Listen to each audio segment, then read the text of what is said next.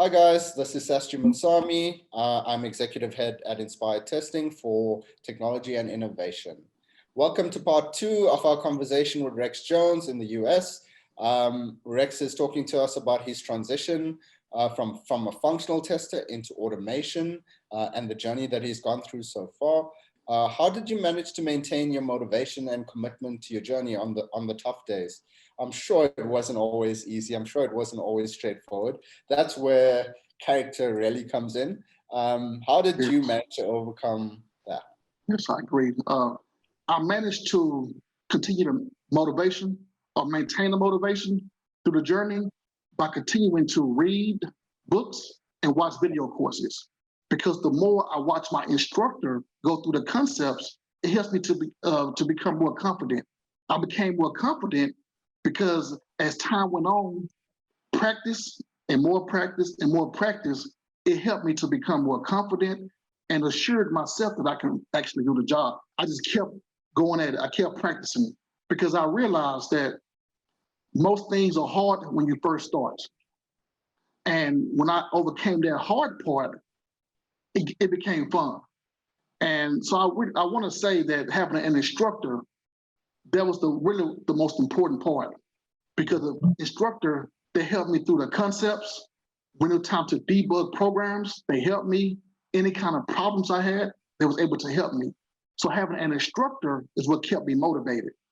Someone to learn from was one of the most important things that helped me through my journey.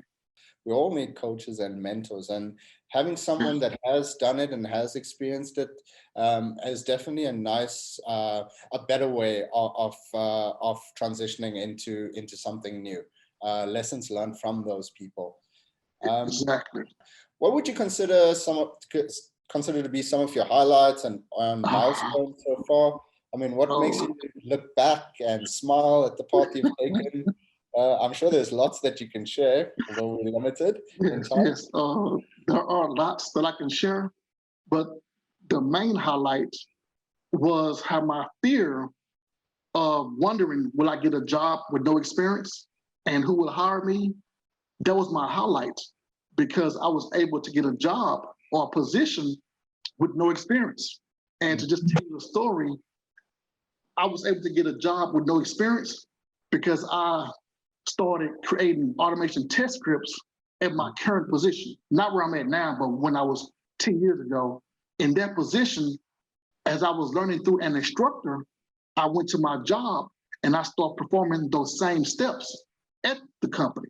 So we had manual test cases. I started automating those test cases. And at that company, I like to share knowledge. I help people. And the automation team from time to time would come to my desk for questions. And just so happened, one of them came to my desk and saw my automation test scripts. And they went back to their automation manager and said, hey, Rex, he knows automation. And that was my highlight. Now, I will say I had a down moment because the automation manager said, know what, I like Rex. We could use his help for the knowledge, but he do not have no experience. So my fear came back on me because she said I had no experience. But I say around 3 months later, this what happened. We had a reorg. You know how they changed teams? And without no interview, when I went into this room, clicked on the screen, and I saw my name under the automation team with no experience. And from that point on, I've been doing automation.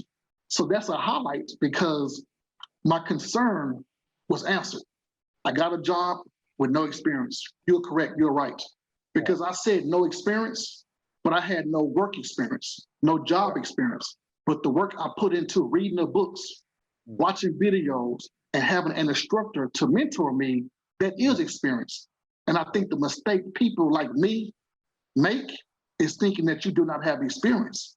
But that counts, because on that project, you would not have known that I was a beginner with no work experience, because I was able to finish my projects, my assignments on time, every time. In fact, one of the automation testers with me, they came to me and said, Rex, I thought you had no experience. Mm. I surprised my team. How long did this transition take before you were confident enough to call yourself an automation specialist or automation engineer?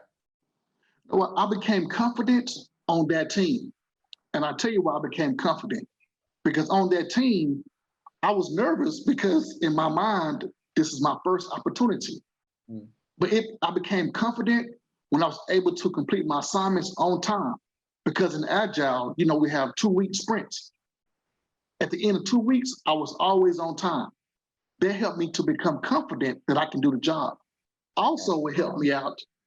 I was on this team, and the automation people who were there before me, you know how I mentioned they would come to me and ask questions when I was a functional tester. While on that team, I was asked a question. When I went to his desk, I saw this person who I knew had years of experience. He was researching, looking for answers. So when I saw him looking for answers through searching through internet, I became confident because I realized even though someone has years of experience, they still come across problems where they may not know the answer. So when I saw him researching, I said, okay, this is normal because I was also researching when I started my job. With research being so important, such an important characteristic, what do you think would be the most important factors to consider before someone can follow in your footsteps? I think the most important thing is to get an instructor or a mentor who can walk you through the growing pain, because lack of knowledge had me doubting certain things.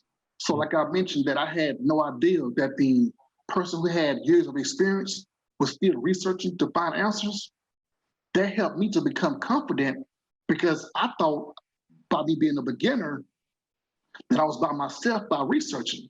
So I think important factor is getting someone who can help you along the way with growing pain. And also, I just thought about something else, that for someone who is a functional tester, even if they're not interested in automation right now, or they're nervous, I think the best thing is to at least start being exposed to it. Because there are times when you may look for a job as a functional tester, they may still ask you automation questions. I think it's good to at least just be exposed to it. At least take 30 minutes to watch a video, read a book or something, because more and more companies are wanting people who have automation knowledge, even if you're not doing automation on your job, because they may send in someone to teach you automation. So that's a good way to get prepared for automation, even if you're not doing automation, to at least see what's going on. Do you have any advice that you can share with our audience for anybody who wants to take these footsteps? Be careful what you think. If you think you can do automation, then you can do automation. If you think you cannot do automation, then you cannot do automation. So if you have the confidence that you can do it, I recommend getting some kind of training to help you along the way. And whatever your instructor do, just follow that person's footsteps. Rex, I really want to thank you for your time. I'm sure the message that you sent across and listening to your answers and listening to your journey will inspire a lot of people around the world to do this, to make this transition as well. I can't wait to watch the movie of your life. That's how inspiring I find this journey. Really is nice to meet someone with the drive that you've had. Taking that time, investing in yourself, and making sure that you've succeeded. And I think, it's that hunger and that drive that's testament to you succeeding, and it never ends. You constantly have that, you constantly drive. And I'm sure our audience is going to find this very, very valuable.